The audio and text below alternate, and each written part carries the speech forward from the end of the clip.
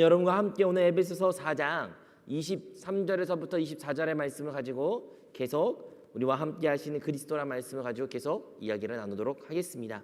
여러분, 오늘은 무슨 날인가요? 무슨 주일인가요? 추수감사주일입니다. 저도 포함해서 여러분도 우리는 농사를 짓지는 않습니다.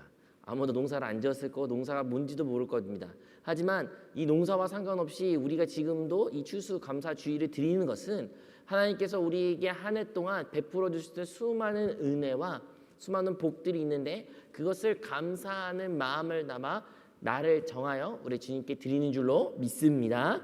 그래서 오늘 우리에게 하나님께서 많은 것을 베풀어 주셨다는 것을 고백해야 됩니다. 하지만 이 말을 들으면 누구는 말할 것입니다.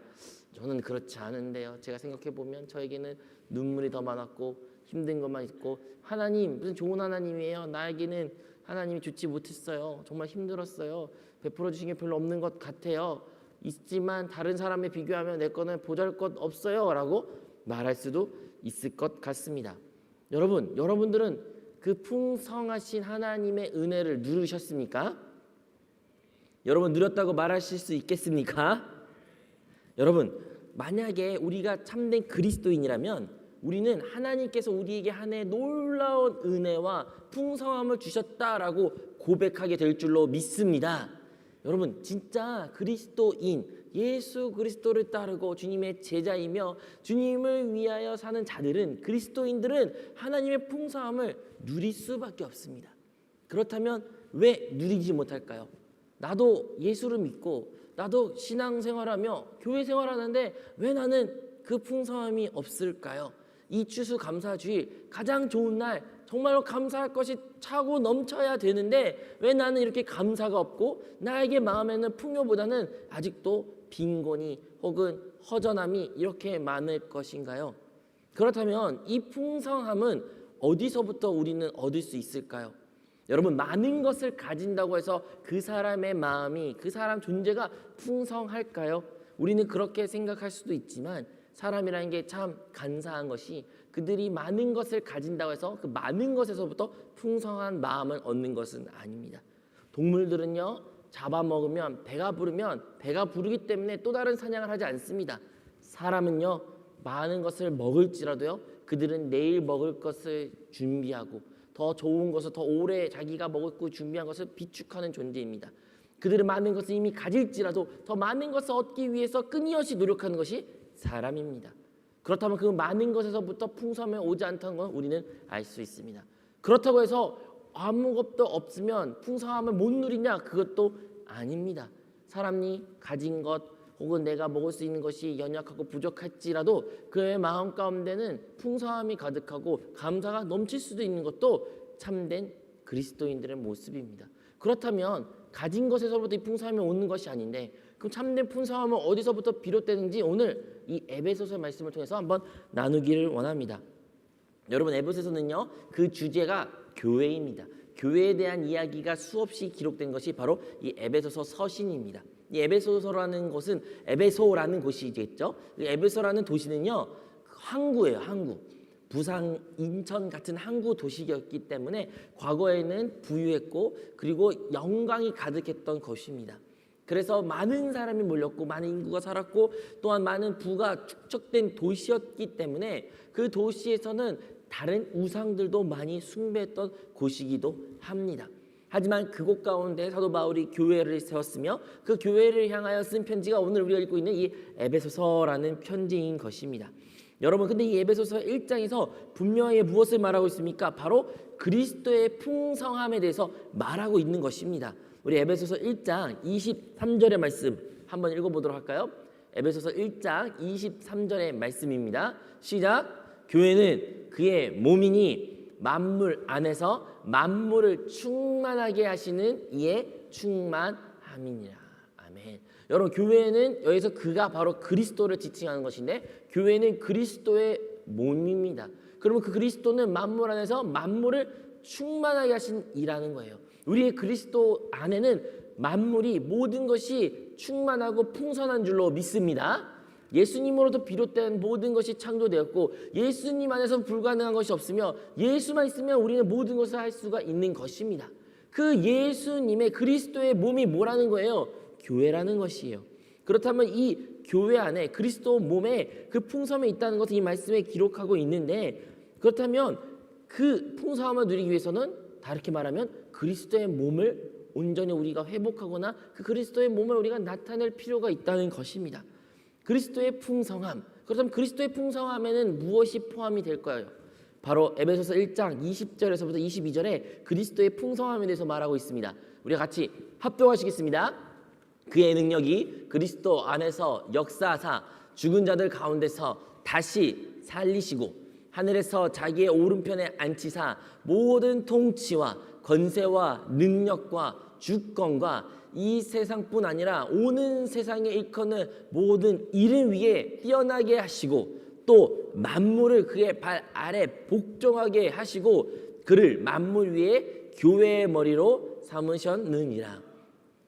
여기서도 그를 만물 위에 교회의 머리로, 즉 누구를 말하는 겁니까? 우리 그리스도를 말하는 것입니다. 그럼 그리스도의 수많은 좋은 것들이 이야기가 기록되어 있는데 이것이 사실 다름 아니라 우리 한세교회 2023년 목표랑 똑같아요. 자, 우리 오른쪽에 제 기준 오른쪽에 저 2023년 우리 교회 목표가 있는데 한번 읽어보도록 할까요? 시작.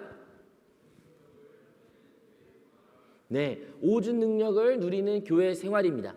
자, 우리 그리스도 예수 안에는 무슨 능력이 있습니까? 이 오준 능력이 있는 것입니다. 5가지 능력이 있죠. 우리가 무엇으로 알고 있습니까? 창조의 능력, 부활의 능력, 초월의 능력, 복종시키는 능력, 또 머리가 되는 이러한 능력들이 있는 건데 이것이 바로 오늘 읽었던 말씀이에요. 그러니까 예수 그리스도 안에는요 모든 것을 죽었던 것조차도 그것을 부활할 수 있는 그 능력이 있는 것입니다. 예수 그리스도 안에서는요 귀신과 어둠의 영을 이길 수 있는 능력이 예수 안에 있는 것이고요, 우리 그리스도 안에는요 모든 것을 복종시킬 수 있는 그러한 권위가 있는 것이고, 또 예수 그리스도 안에는 모든 것의 머리가 될 수 있는 능력이 있는 것입니다. 그래서 우리가 예수 그리스도의 풍성함을 누리는 자라는 것은 저 오중 능력을 누리는 자라는 것입니다. 여러분은 그 그리스도의 오중 능력을 누리는 생활을 하고 계십니까? 아멘이 잘 안 나올 수 있을 것 같아요. 왜 안 나올까요? 우리가 이것을 못 누리니까 우리의 한 해를 뒤돌아볼 때, 오늘의 나의 삶을 볼 때 풍성함이 없는 거예요. 넉넉함이 없는 거예요. 많이 부족하고 불만과 불평과 문제만 눈에 보이는 것입니다. 그렇다면 이 그리스도의 풍성함을 우리가 어떻게 누릴 수 있겠습니까?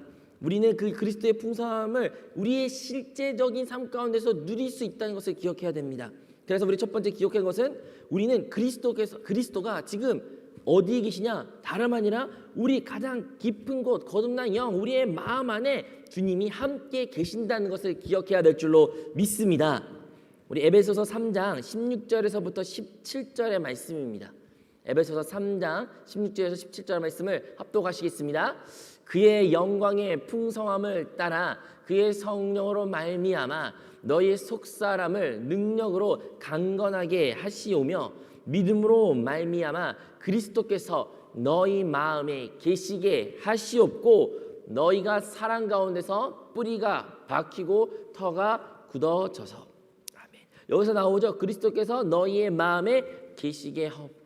여러분, 우리가 그리스도의 그 풍성함을 누리기 위해서는 그 그리스도가 우리 외부에 밖에 있어서 우리가 누릴 수 있다라는 것에서 알면 안 됩니다. 그리스도는요 죽음과 부활을 통해 지금 어디에 계신 것입니까? 우리 거듭난 영 안에, 즉 우리 마음 가운데 우리 안에 주님이 함께 계시는 줄로 믿습니다. 여러분, 그분이 우리 안에 계셔요. 그리스도가 우리 거듭난 영 가운데 함께 계신다는 것입니다. 어떠한 지식에 의해서, 어떠한 교리적인 것에서 이것을 우리가 체험할 수가 없습니다. 이것은요 우리가 실제적으로 성령 충만을 받을 때 실제화할 수 있으며 그것을 우리 삶 가운데 실천할 수 있다는 것을 우리는 알아야 되는 것입니다. 여러분, 그래서 우리 그리스도인들은요 우리 안에 계신 주님이 있기 때문에, 이 주님은 우리 영 안에, 우리 마음 안에, 영혼 가운데 계시기 때문에 우리는 이 영혼이 강건해야 돼요. 우리의 마음이 강건해야 돼요. 강해야 돼요. 건강해야 돼요. 그래야 우리가 다른 것을 누릴 수가 있다는 것입니다. 이 개념은 어디서부터 많이 들은 것 같지 않습니까? 우리가 잘 알고 있는 순복음의 오준복음과 삼륜축복, 그 삼륜축복에서 뭐라고 기록되어 있습니까? 내 영혼이 잘 되고 범사가 잘 되고 강건하기를 내가 원한다라고 말하지만 그 시작이 어떻게 시작됩니까? 내 영혼이 잘 된 것부터 시작된다라고 기록되어 있습니다. 여러분, 우리의 삶 가운데 건강과 환경이 어려울 수 있지만 그럼에도 불구하고 우리의 시작은 어디서부터 비롯된 것입니까? 영혼이 잘 되는 것부터 하나님은 항상 시각에 초점을 두고 있는 것입니다. 우리가 힘들고 아프고 또한 문제가 있을지라도 그것은 다 무엇을 위한 것입니까? 하나님은 그들을 사랑하사 그들의 영혼이 잘 되기를 위하여 그 모든 환경의 여건을 안배하신 것처럼 우리의 삶 가운데 우리가 집중하고 우리가 힘을 기울여야 되는 것은 다름 아니라 우리의 영혼의 강건함인 것입니다. 그렇다면 여러분, 우리의 영혼 가운데 주님이 그리스도가 함께 계시기 때문에 우리의 영혼의 강건함을 위하여 우리는 오늘도 이 예배 자리에 나온 줄로 믿습니다. 이제 우리 안에 주님이 계신다는 것을 알고 우리가 이 영이 강건한 것까지도 이제 알고 있어요. 그렇다면 우리는 그 그리스도를 어떻게 대해야 됩니까? 우리는 그리스도를 인격적으로 대하는 것입니다. 여러분, 주님은요 우리 안에요 자판기가 아니에요. 주님, 나 이 문제 있으니까 띡 이거 해결해 주세요. 주님, 나 이런 상태니까 이거 해주세요. 띡. 주님, 나 이거니까 난 이제 다 필요하고 나 모든 것이 있으니까 잠깐 좀 조용히 있어 주세요. 이러한 분이 아니라는 거예요. 우리 안에 계시는 그리스도는 그분은 인격을 가지신 그분에게 위격이라고 표현되죠. 정확히 말하면 그러한 분이 우리 안에 계신다는 것입니다. 그렇기 때문에 우리는 주님이 그 인격을 가지고 계시는데 그 인격이 나와 분리되면 안 된다는 것입니다. 주님은 주님대로 생각하고 난 내 마음대로 살래요. 그게 아니에요. 여러분 안에 주님이 살고 계신다면 여러분 어떻게 살아야 됩니까? 어떠한 삶을 사는 것을 여러분은 목표로 아니면 여러분의 삶의 큰 기쁨으로 삼아야 되는 것입니까? 다름 아니라 바로 주님의 인격이라는 거예요. 주님이 나타나는 삶, 그리스도가 나타나는 삶, 그리스도의 향기를 내뿜는 삶, 그리스도를 증거하는 삶, 그리스도가 사는 삶이 진정 우리가 살아야 될 모습인 것을 기억해야 된다는 것입니다. 주님이 이제 내 안에 살아계신 것과 주님이 나의 인격이 되셔서 주님이 살기도록 우리는 그런 삶을 살아야 됩니다. 우리가 그렇게 살아갈 때 우리는 무엇을 알 수 있을까요? 바로 성령님이 나와 함께 하심을 더 깊이 체험하게 됩니다. 여러분, 그 그리스도께서 내 안에 계신다라는 것은 어떻게 보증 아니면 어떻게 그것을 약속한 것입니까? 다름 아니라 성령으로서 우리에게 그것을 약속, 보증해 준다는 것입니다. 우리가 하나님에게 놀라운 보증, 그러니까 놀라운 축복, 풍성함을 누릴 수 있다라고 말했습니다. 그럼 어떻게 믿어요? 여러분 어떻게 그걸 믿을 수가 있어요? 하나님이 여러분 거짓말할 수도 있잖아요. 하나님이 딴소리 할 수도 있잖아요. 근데 왜 우리는 그 하나님 약속의 말씀을 믿을 수 있는 근거가 무엇입니까? 약속이 무엇입니까? 그게 다름 아니라 성령이라는 것이에요. 여러분은 이미 그리스도를 구주로 고백한다면 여러분의 거듭난 영 안에 성령이 함께 계신 줄로 믿습니다. 성령이 아니고서야 우리는 결코 예수를 그리스도라고 예수를 나의 주라고 고백할 수가 없는 것입니다. 이미 여러분 예수가 그리스도시여 하나님의 아들이라 고백한다면 우리 안에는 성령이 있다는 것이에요. 그럼 이 성령은 무엇을 보증하는 것입니까? 바로 하나님이 그 놀라운 풍성함을 우리에게 줄 수 있다는 것을 약속하는 하나의 계약서. 여기에서 이 인치심이라는 단어가 나오는데 그것을 우리에게 허락해 준다는 것입니다. 에베소서 1장 13절의 말씀에 이렇게 기록되어 있습니다. 그 안에서 너희도 진리의 말씀 곧 너희의 구원의 복음을 듣고 그 안에서 또한 믿음의 약속의 성령으로 무엇을 받았어요? 인치심을 받았으니. 우리가 이제 예수 그리스도를 영접하며 구원을 받고 복음을 들었고 그 모든 약속들을 받았는데 그게 무엇으로 인치심, 무엇으로 보증, 무엇으로 어떻게 도장이나 사인으로 우리에게 보여준 것입니까? 다름 아니라 성령으로 보여준 것입니다. 여러분, 우리 안에 성령이 있기 때문에 우리는 하나님 앞에 그 하나님의 자녀로서 살 수 있는 합당한 권리가 있다는 것을 기억해야 된다는 것입니다. 여러분, 그 성령이란 단어가 놀라웁니다. 성령은 누구십니까? 하나님이시죠. 우리가 너무 쉽게 말해서 그렇지 여러분 성령님이 여러분 안에 계십니다라는 그 말은요 하나님이 우리 안에 계시다는 것이에요. 여러분 하나님은 어떠한 분이십니까? 천지 만물을 창조하셨고 불가능한 것이 없으시며 모든 것의 지혜가 되시고 처음이 되시고 마지막 되신 그 하나님이 성령으로서 우리와 함께 계신다는 것입니다. 여러분 우리가 맛볼 수 있고 누릴 수 있고 행복할 수 있는 가장 최극단의 표면을 상상한 것보다 더 큰 것을 누가 가질 수 있는 거예요? 하나님이 가질 수 있는데 그 하나님이 성령으로서 우리 안에 계신다는 것입니다. 그렇기 때문에 우리에게는요, 그 하나님의 풍성함을 누릴 수 있는 어떠한 보증, 어느 그러한 것은 어떻게 보면 이미 보장되어 있다는 것을 우리는 기억해야 되는 것입니다. 그렇다면 우리에게 이 성령이 있고 성령이 우리 안에서 그것을 확증, 보증으로 인치심으로 말미암아 주어졌는데 우리는 이 성령을 어떻게 대하면 됩니까? 우리는 이 성령으로 또한 인격적으로 돼서 그 성령을 결코 근심하게 만들어서는 안 되는 것입니다. 에베소서 4장 30절에 이렇게 기록되어 있습니다. 하나님의 성령을 근심하게 하지 말라. 그 안에서 너희가 구원의 날까지 인치심을 받았느니라. 우리 사도 바울은 우리에게 말합니다. 성령을 근심하게 하지 말라. 여러분, 우리는 성령을 인치심을 받았기 때문에 이제 우리는 그분과 함께 매우 가까운 관계를 갖게 됩니다. 이제 날마다 그분과 떨어질 수 없는 인생을 살아갑니다. 우리는 그분을 무시하고 싶고 인정하지 않고 그분이 없는 것이 느낄 수 있을지라도 그는 결코 우리를 떠나지 않습니다. 다만 우리가 그렇게 살 때마다, 우리가 그렇게 죄악을 질 때마다, 그분 느끼지 못할 때마다, 그가 없는 것처럼 우리가 말하고 생각하고 우리의 삶 가운데 모든 모습들이 표현될 때마다 그분은 상처를 받을 수 있는 거예요. 여러분은 하나님을 사랑하신 줄 믿습니다. 그리고 하나님은 여러분을 진심으로 사랑하십니다. 성령님도 여러분 진짜 사랑하셔요. 그래서 여러분 안에 함께, 우리와 함께 이 안에 계시는 거잖아요. 근데요, 참 아이러니하게도요, 사람이요 가장 큰 상처를 누구한테 받는지 아십니까?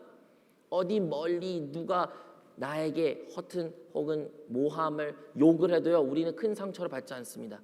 어디 아프리카나 남미에서 어떠한 사람이 제 이름을 막 욕을 엄청 해도 저는 상처 하나도 받지 않습니다. 왜 그럴까요?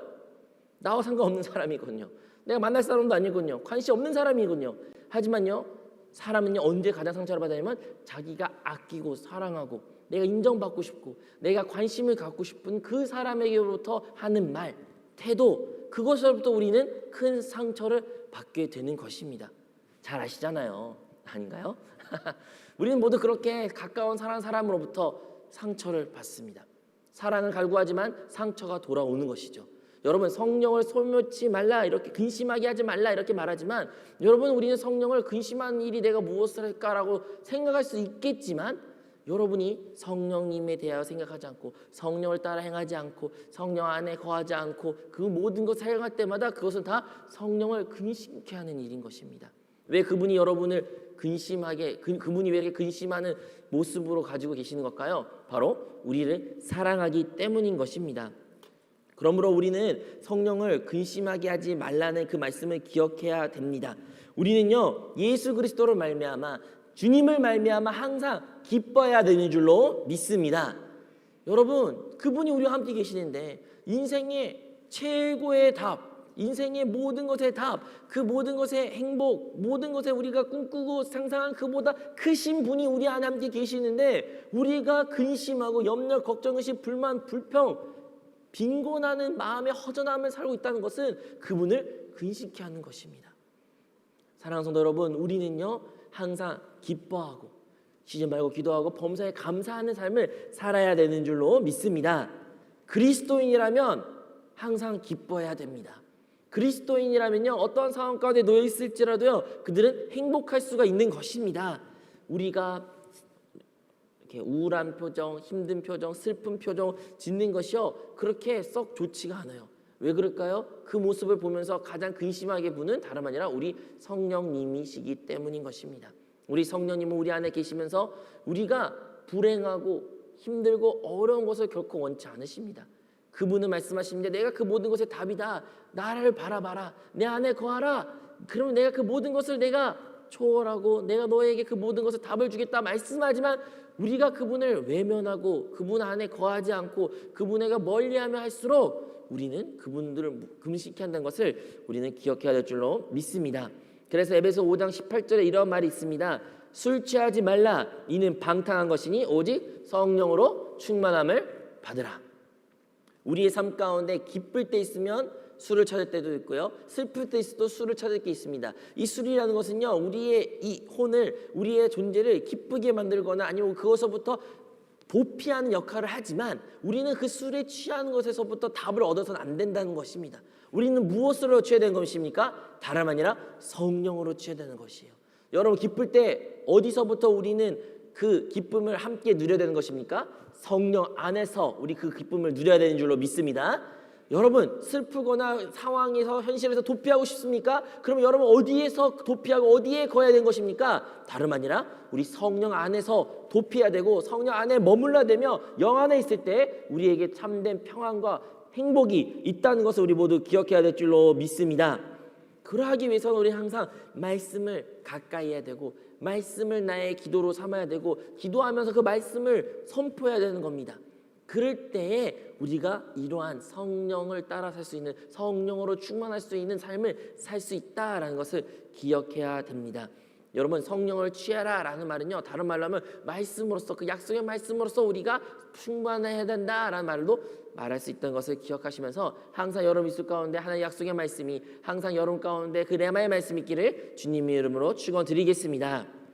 우리가 이렇게 내 안에 계신 그리스도, 그분으로 충만하고 또한 그 성령으로 충만함을 우리가 느낄 때 그분이 우리와 함께 계셔, 나를 인도하고 계셔, 내 삶 가운데 나를 멀리 떠나는 것이 아니라 내 귓속 가운데 진짜 살아 계셔 라고 고백할 때 우리는요, 그제서야 영적인 성장을 이루게 되고 주님이 원하시는 그 모습으로 변화되고 있다는 것을 알아야 됩니다. 에베소서 4장 12절에서부터 13절의 말씀입니다.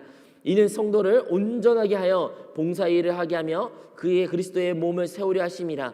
우리가 다 하나님의 아들을 믿는 것과 아는 일에 하나가 되어 온전한 사람을 이루어 그리스도의 장성한 분량이 충만하되 이르까지 이르니라고 기록되어 있습니다.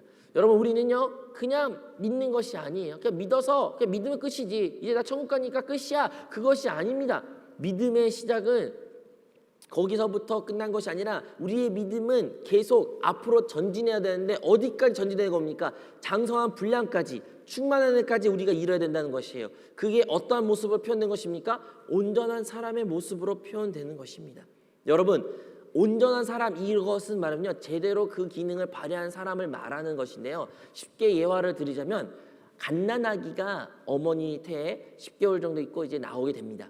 그럼 그 갓난아기는요 10개 손가락도 있고 발가락도 있고 눈, 코, 입 다 가지고 있습니다. 모든 신체 기능을 가지고 있습니다. 하지만요 그가 온전한 아이다 라고 말하기는 어려워. 온전한 그 신체의 기관들이 활동하고 있다 말할 수가 없는 것입니다. 그가 비록 10개 손가락 있고 위가 있고 뭐 눈도 있을지라도요 신생아들은요 앞을 보지 못합니다. 신생아들은요 아무거나 먹을 수가 없습니다. 신생아들은요 그들의 모든 신체 기관들이 제 역할을 감당 못합니다. 그럼 어떻게 하면 그들이 온전한 사람 구실을 할 수가 있습니까?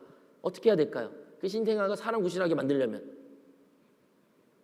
그를 잘 먹이고 잘 보살피고 화장실 배변을 하거나 기저귀 갈아주고 씻겨주고 먹여주고 관심 교여주고 사랑을 주면 그 아이는 성장하게 되고 결국에는 온전한 사람의 모습을, 쉽게 말하면 사람의 구실할 수 있는 단계가 된다는 것입니다. 여러분, 우리가 아까 그리스도가 충만하고 성령으로 충만하다 이런 이야기를 해서 막 얘기했는데 이것이 결국에는 우리를 무엇으로 이끄냐면요 온전한 그리스도의 형상으로 회복한 모습을 이끈다는 것이에요. 그것을 왜 합니까? 이것을 왜 해야 돼요? 내가 왜 굳이 그리스도를 따라 살아야 되고 성령을 따라 살아야 되고 성령을 충만해야 돼요? 목사님 왜 똑같은 이야기를 또 하시고 왜 이번에도 또 그 얘기를 말씀하시나요? 라고 여러분이 말할 수도 있지만 여러분, 이것은요 마치 어린아이가 엄마 나 왜 또 밥을 먹어야 돼요? 엄마 왜 또 나는 기저귀 갈아야 돼요? 엄마 왜 나한테 사랑을 주고 있나요? 이거랑 말한 거 다른 것이 없는 거예요. 여러분, 우리가 그것들을 왜 합니까? 성장하기 위해서 어린아이들은 그 모든 것을 하는 것입니다. 우리는 왜 우리 안에 계신 그리스도께 집중하고 영 안에 거하고 성령으로 충만하는 삶을 날마다 살아야 되며 항상 그 풍성함을 누리고 기쁨과 감사가 넘치는 신앙생활을 왜 해야 되는 것입니까? 그것을 통하여 우리 안에 있는 그 그리스도의 장성한 분량까지 이룰 수 있는 길이기 때문인 것입니다. 이것이 진정으로 우리가 흔히 말하는 영적인 성장을 이룰 수 있는 길이라는 것을 우리는 알아야 된다는 것입니다. 여러분, 우리의 삶을, 우리의 한 존재를 뒤돌아봤을 때, 객관화시켰을 때 어떻게 하면 우리의 영적 성장을 일으킬 수 있습니까? 그것은요 하루아침에 이루어지는 것이 아니에요. 하다못해 밖에 있는 우리 대성전에 나가면, 우리 로비로 나가면 바로 이제 모과나무가 있는데 그 모과나무가 열매를 맺기 위해서는요 시간이 필요합니다. 그 모과나무가 예를 들어 다른 모과나무하고 여러 그루가 있는데 어떤 모과나무는 크고 어떤 모과나무는 작다고 해서 큰 놈을 자르고 작은 놈은 어떻게든 이렇게 당겨가지고 빨리 자라 이렇게 해서 자라는 것도 아니고요. 그렇게 해서 열매가 맺는 것도 아닙니다. 그냥 모과나무는 살아있는 모든 것들은 시간이 필요하고 적당한 먹을 것과 햇빛과 양육과 보살핌이 있으면 모든 것이 제때에 열매를 맺게 되고 아름다운 모습을 보여준다는 것입니다. 우리도 마찬가지입니다. 여러분, 우리가 예수님 믿는 것을요, 오늘부터 예수님 잘 믿을 거야, 그걸로 끝나는 것이 아닙니다.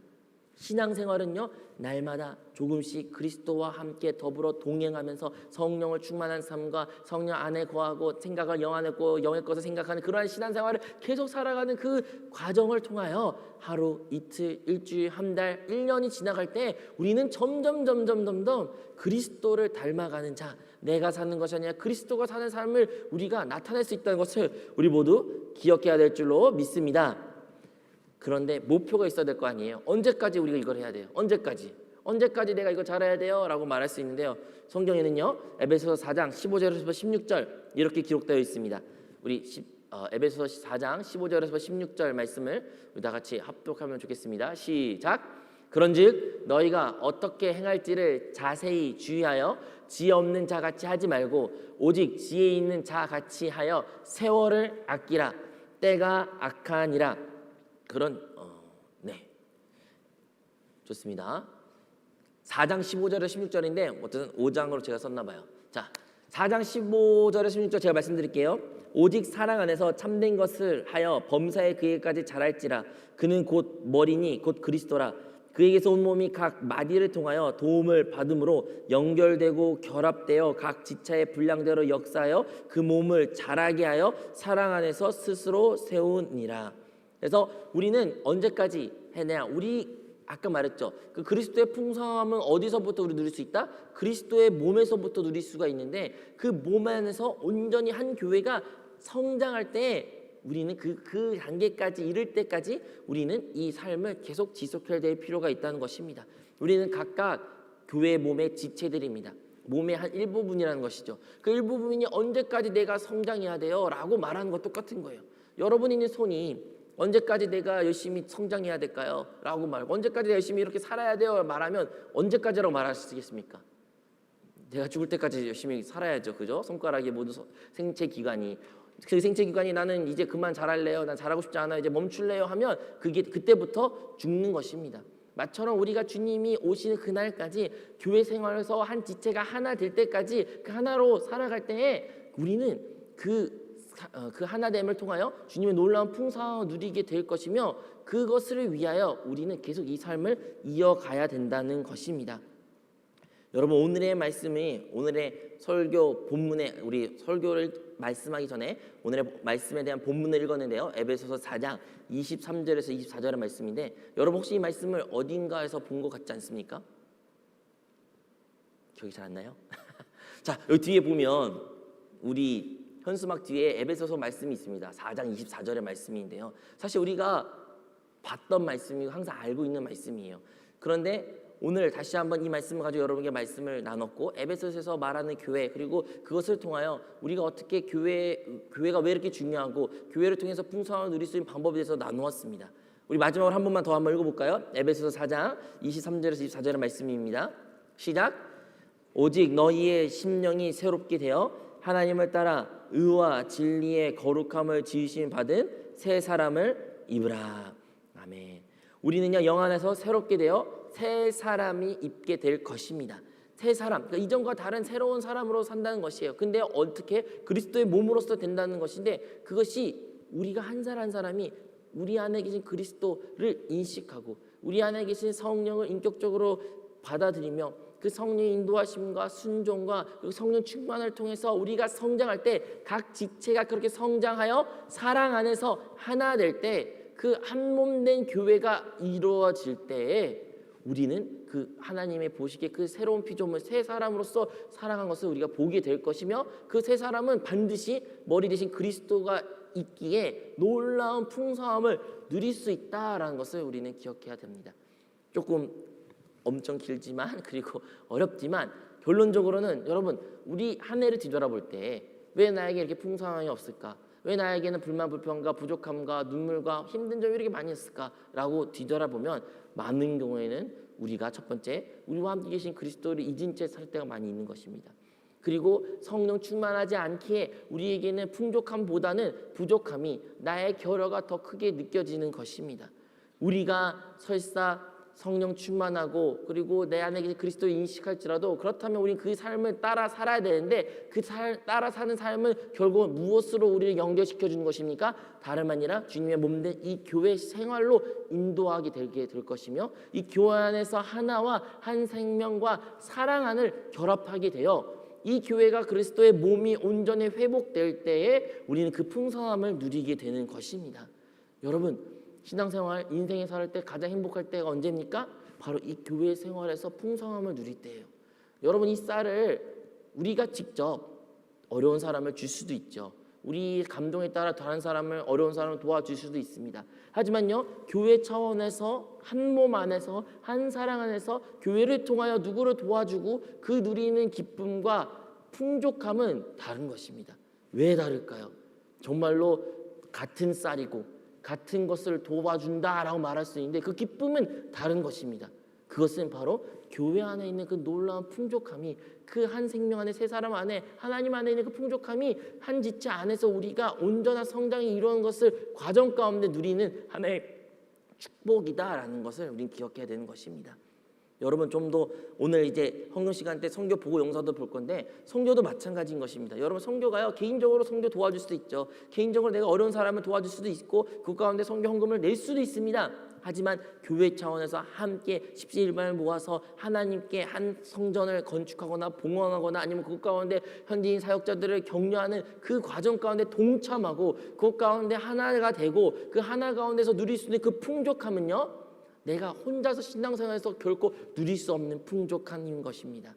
여러분이 교회 생활에 우리가 교회 생활에 적극적으로 참여하고 그것 가운데 하는 일 가운데 나도 함께하여 그것이 물질이든 시간이든 나의 사랑이든 열정이랑 함께 할 때에 우리는 하나님의 놀라운 풍족함을 누리게 될 줄로 믿습니다. 이미 그 풍족함을 누리는 자들이 이 자리에 있는 줄로 믿습니다. 그리고 내년에는 그 풍족함을 더 많이 누리는 성도들이 이 자리에 함께 있을 줄로 믿습니다. 날마다 그리스도의 그 풍족함을 누리는 우리 모든 성도님이 되시기를 주님으로 축원드립니다.